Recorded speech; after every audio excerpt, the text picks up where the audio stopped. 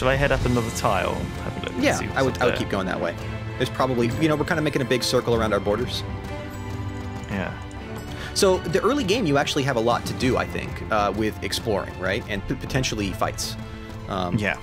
So I kind of like how this, you know, early part. Oh, you want to join them? So we've met the cultists who have a nice weird chariot thing there. They're coming out. Of course, this is in a Cold War, right? So we are currently in Cold War. Now, what does that actually mean? It means we can't attack their cities, but we can attack them. We'll have to see how aggressive they're feeling. Cultists generally aren't aggressive early game. Even the AI is kind of reluctant to do it. But now, what about in multiplayer? That's the thing. Like, do you think that seeing my hero and one ranger here, someone with a full army, do you think they would in multiplayer want to attack? I mean, that's not something that is certainly unknown, is it? Yeah, it's not unknown. I wouldn't do it though. I mean, other players. So yeah, what do they got there? I don't think that's not a settler, is it? It's two preachers, and they haven't even brought the hero with them. No, I would be afraid if I was the cultists. I'd be like, oh snap, this high damage people, they're expansionist, and I'm close to them. They're gonna want to take my territory. Bad luck for me on spawn. Okay, and I guess they don't particularly want to lose their 2 units either.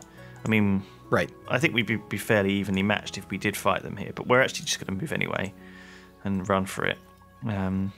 Keep expanding. We've got a big dragon tree, which is an approval anomaly here. Look at that anomaly. That's probably one of the better ones. Yeah, it's so many pluses. It's like, you know, so many. Especially for you. You know, you get it's +1 production from forests, production 1 from living towns. Oh, it's good. It's good. That's a really good place. Okay. But I mean, this is I think we're getting quite far away from the areas where. See, we know now that this is the border here, the cultist border. Yeah. So they are next to these, but the cultists don't necessarily expand. They take. They can't. They will take the minor factions, right, and they will look to raise your cities, but they're not going to actually take this region. That's the thing. Right. So a multiplayer game, a cultist player would be thinking to themselves, "I'm going to have ridiculous archers on my border." And that's terrible for me. Yeah. So we'll go see storage into public library, and we will... Look at how fast we're just ripping through these things. Yeah, I would go for the furnace next. Yeah, so that actually is going to take 9 turns. Now, these techs should all take the same time, but every tech you research adds more time. So basically, whether you're researching a tech in turn in... So is it true that every tech is the same, actually? No, the amount it's of time? not. The next era things, you can go back with high science output and just clean out one if you need to. It's not a good idea to do too much, but it's not the case that you should never research. If you miss something like open pit mines, you can get it in like 2 turns. You should get it. Okay. Right. Definitely. But obviously, if you don't have any luxuries in your border, there's no necessarily like a priority to get that. Right. Now, we should be careful, by the way, here, Lewis. We are doing something a little bit dangerous. Right. Oh, wow. Your army with a minimum of 10 titanium and 10 glass steel. Okay. Right. So this is a quest to take some 10 glass steel and 10 titanium to this forge, which will give us a unique weapon for our hero, which actually... A really good weapon. It's pretty good because our hero is a ranged hero.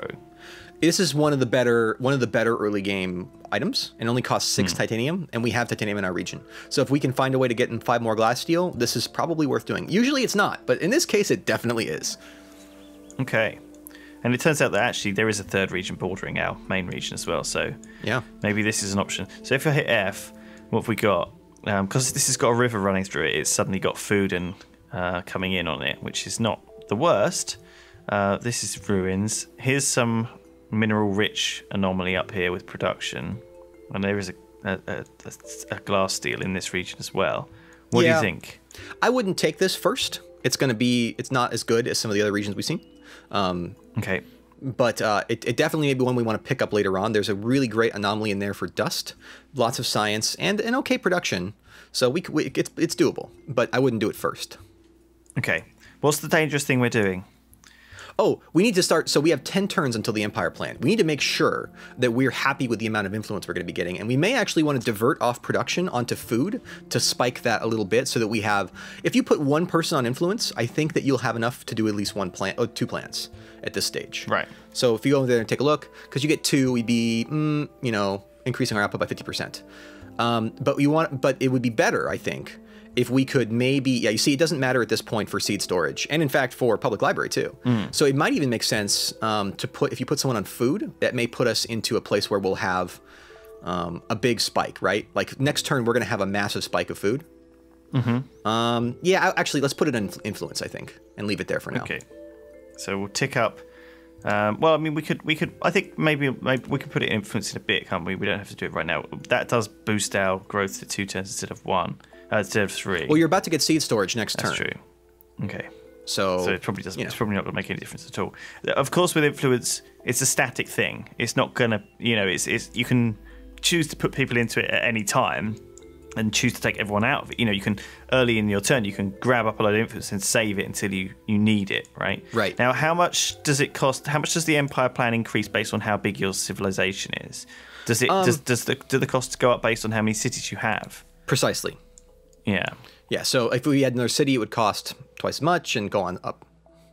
So it costs 40 yeah. for that if we had 2 cities. Oh, wow. So it does go up a lot in price. I think it's not quite 40, but yeah, it's close. So do we want to do our first plan before we expand? Or Right, but that doesn't mean the settler isn't the equation. The equation is how many cities you've plopped. So we should have the settler building before turn 20 if we want to do a strong expansion. Shall I bring my guy back now and hook up with my hero? I think so. It's probably about time to pacify that Delver, and then we'll have an escort. We just need to pick a spot that we're going to have our first expansion come down. And the most try-hard, probably not realistic in a multiplayer game with a timer, is to have a set for Wildwalkers is turn 21. You know, get your Empire plant up, and then you get a free Empire plant in your new city, right? Okay. Okay, here we have some blood crystals. More blood crystals. So delicious. They're just giving us all the rewards are blood crystals. Now, I can actually search this thing twice, which is not what I did on this one, I don't think. It's fine. So that was for the quest, I got blood crystals, but I also can search it because I hadn't searched it before. And it is continuing to send me. It actually wants me to go and get this one back at my base, which is couldn't be more perfect, really. Yeah. Everything's coming up, Lewis.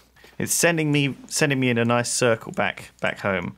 So yeah, we'll just send these guys home, or at least see, why is that? Oh, because that's a quest. See, that one's still got lights on it because it's a specific one for a quest. Yeah. Yeah. Okay. Cool. What's this? So it's building the public library. This guy's leveled up. Okay. Yeah. So we probably want to give him academy and give him probably his first class thing is what we want. So this squirrel. One here. Yeah. Speedy movement. So good. And so what's our general sort of skill build on him as our main army leading hero? Look up at the upper levels of his class abilities, and you'll see that his class is quite good. So 15 damage on units, wow. You know, and then go down 1, and you can just kind of follow that and see that everything there is +1. There's the amazing one. +1 range in battle. Holy crap. That means that your archers in this army will be better than everybody else's. Okay. End story. So we want to go straight up here. Yeah. Do you ever use this common tree? I don't. That doesn't mean that it's not usable. It's just I don't. Okay. And this tree is more to do with a governor. So a governor would have these trees, right? And so plus 15% production. You know, so if you've got a hero with level 3 of that, that's plus 50% almost, plus 45% production on the city, which is a huge amount of production in the late game. Yeah, it's good, and you can convert that later, but I wouldn't necessarily, like, given the early game considerations, I wouldn't do it that way.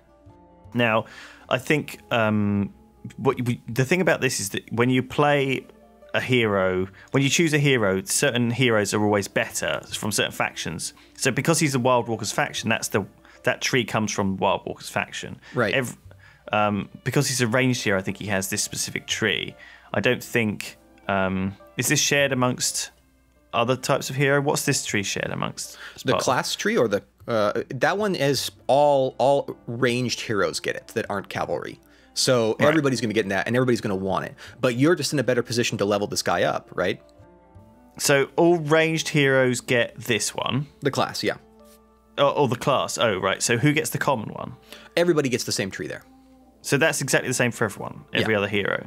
Okay. And then this is to do with all Wild Walkers heroes have this one. Yeah. Okay. Right. Cool. So who is the best at running a town, governing a town? I mean, if you can get the good heroes from the cultists, they're widely regarded as the best. Right. Okay. Which makes sense, right? They have only one city. They need a good governor. Right. But I guess if you're a cultist, you want to recruit other heroes to lead your armies. In that same sense. Or doesn't it matter? Because well, it does. Like for example, for Broken Lords, you actually want to get a Draken hero because they're tough, but they heal, which is something you normally have to pay dust to do. Right. You can be monstrously powerful with a Draken hero with Broken Lords. Okay, 5 more titanium. 5 titanium, sweet. I'm just gonna ripping along here. Head back home. And hopefully I will get to this in time. So yeah, so it feels like there's more time for this. So with a hero-led army, loot as many treasures as you can in 8 turns. Yeah. And so I've been slowly doing that. Now remember my faction quest is to expand. Okay, I'm going to do that in time. Yeah. And that's the other quest is that. Okay, cool. I'm doing fine on the quests. Alchemist Furnace is 7 turns. Public Library is going to come out next turn. So that's going to leave me a little while before I can build the Titan Steel Mill. Yeah. What do I want to be building next? Well, if we're about to expand, let's see what turn it is. We could go for a settler early and then have him fallow, or we could build the sewer system. Okay. Or another ranger. I would say all 3 of those are viable. So what's the blood crystal one? Remind me. Sorry, so it just reminded us that we have emeralds, we had blood crystals which are plus 25 attack and 10% morale. Yeah. And then we've got some plus 50% science. So it reminded me then that I have a lot of unused boosters and I could use them if I want. And the public library did just finish, so maybe that's why it decided to remind me, because maybe now's a good time. What do you think? What's our science? Alchemist Furnace will be done in 3. Our science is 18. Getting another 9? I can't really see a downside to doing that. Let's just go ahead and activate that. You know, there's always like this idea of like, oh, we should min-max it. Oh, we should wait. Right? But I wouldn't. I would just do it. Okay. Like if you don't use it, if you don't use it, then you won't have enough because you don't have any sources. And by the way, look at that. Yeah. We could have done this earlier, but I actually think this is a really good time to get 15% bonus there. Look at this. Look at that. That's amazing right there. 50 science, right? Alchemist Furnace in 1. Yeah. I wouldn't do this though. Actually, can we get if you still have 1 guy in production? Oh, not quite. Yeah. We'll go ahead and do that. Right, and make sure that our research queue is set up so that we don't lose anything. But yeah, it's gonna go. Oh, right. What do you mean? So research if we queue, don't have a queue, will it just really you lose it? Yeah. Wow, that's terrible. Well, I mean it's not that bad. Do I want Empire Mint? Gosh, I would say, I mean, open pit mine is really important for us, but also so are the weapons. We actually do have an extractor, so that advanced alloys would be good. Or since we're about to build our settler, we could content and we're going really fast right now. We could content ourselves with the mercenary market and then the open pit mine. Well, I would say open pit mine, mercenary market, or language square. This is the time. Okay. All right. Cool. I think we'll just have Alchemist Furnace into pit mode for now. I always feel like these 2 are a bit redundant because I always feel like, you only need, is it 9 techs to get to tier 2? Mm-hmm. So, and a lot of these are pretty good anyway. We want this, we want this, we want this. It's probably worth it. I mean, I always find that you should take the racial models, right? Units, right? Or not? This guy's okay. I mean, he has slow, which is useful, and forest rage, which we like. So you could take him in your first set. I would say that the Delvers may actually be a nice complement because you sort of don't want more ranged units that are light on life at this stage of the game. I see. So it might be good to go and integrate, pacify, and then assimilate the Delvers as soon as we get prompted on that. Okay.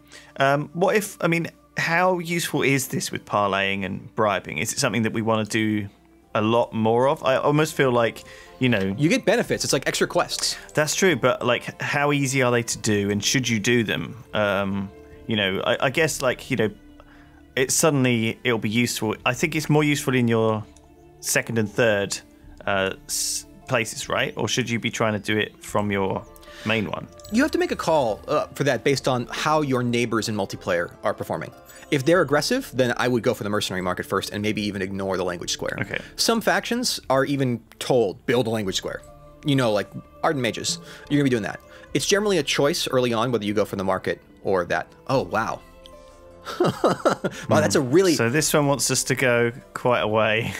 Yeah. And it will give us... But it will give us a lot to do it. But I don't think it's that's possible. too far. Yeah, I don't think we have a turn set for that, so I would just... we can do that in our own time. Let's see how far he wants. That's far. No, 5 turns. Okay, so I think it is actually something that says loot as many treasures as you can in 6 turns. This is 3 out of 4. So I think the quest is to see if you can loot a whole load of ruins in a certain amount of time. Now, if we picked that up when we had maybe another army, elsewhere, we could throw our hero to that army and quickly grab it, and be more efficient. But the way it's fallen is obviously random, and that is unfortunately not going to work for us. The die would be great because that's an influence booster. That would be fantastic. But you have to be like, how much is it really worth? I don't think it's worth it to pursue. Okay. I've put my guys back together. Should we... Let's go. Now, okay, here's a question. Should we, with our newfound science, go straight into Parley and not kill anyone? And just put off, pacifying these guys? What's the advantage of pacifying these guys, militarily?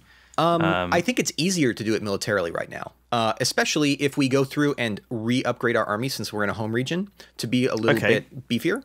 There's no we have so much. Look at all this gold we have, and we're not doing force buyouts. So look at how much gold we have, right? A ton. We can actually go through. Yeah. We can go through and we can upgrade our units, and that might be a really, really wise call for us because that will mean that we can go take those delvers out, and then we have so much production. We'll just repair we'll break their town. We'll repair it. Boom.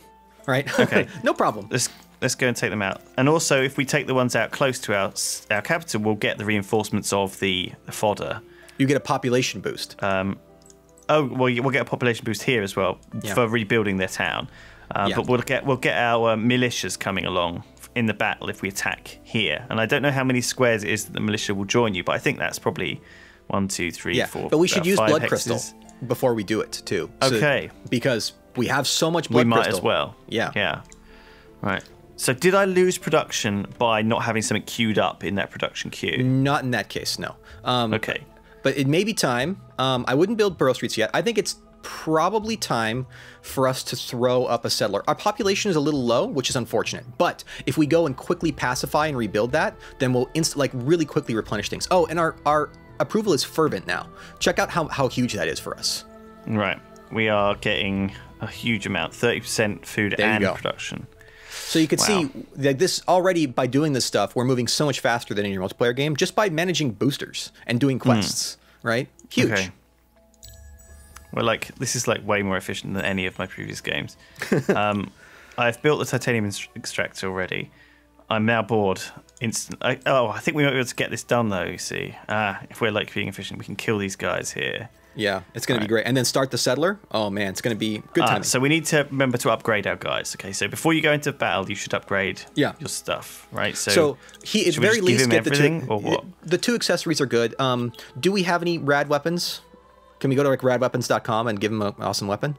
We have the one-handed crossbow. I think we can switch out for a 2-handed bow, which I guess makes him less tanky but do more damage. Flying Slayer at a cost of.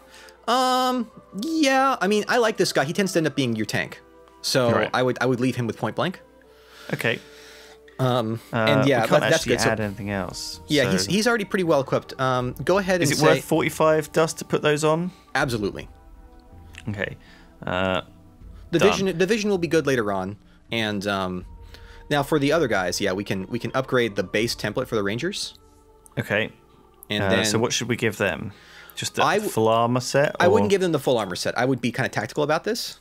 Okay. And say give them 1 piece of armor. You don't want or give them one thing the initiative, or not sharp sense. So what does this actually do? Improve movement. Yeah, So that that one's good. actually just Yeah. that gives them 3 initiative. So if you mouse over, actually, what it does, when you see it there, improved vision, it's like, well, sorry, Yeah. mouse over there, you see improved movement 1, you're like, oh, well, that sounds terrible. Actually, it gives you initiative, which is one of the best stats. So talking about the stats now, I'm not really super familiar with Sure. this stuff. What's the best stats? What should you put it in? You know, should you think quite carefully about this or not? I think you should think carefully about it. So one of the things I'm not sure people realized in your last game is that attack and damage aren't the same thing. Right. I mean, you can see it on the list, right? But attack is how likely you are to do your full damage and overcome the enemy's defense. A high Right. defense means that you will take less damage. When you actually sort the attack, like when we get into a fight, you'll see, it'll tell you the percentage, like the probability of each type of attack. Damage is Right. how strong your follow-through is. Attack is how likely you are to hit and crit. Right. Similarly, defense foils that. Your characters will never have high defense, these archers, by design. But they have so much goodness otherwise. So it's solid. You'll see when we get there. This setup is really, really good. So I've upgraded that, and now I go out and You'll want to them. upgrade, yeah. So I can afford it. So I've got enough Absolutely. gold. And this is that's a lot of gold, but it's a good use of our gold. Because now we should have no problem blowing these guys out of the water. So now, here we are, a fight. Step 1. Okay, and we're going to do it manually. Yes. Oh, for God's sake, I can't take this! Lewis! What?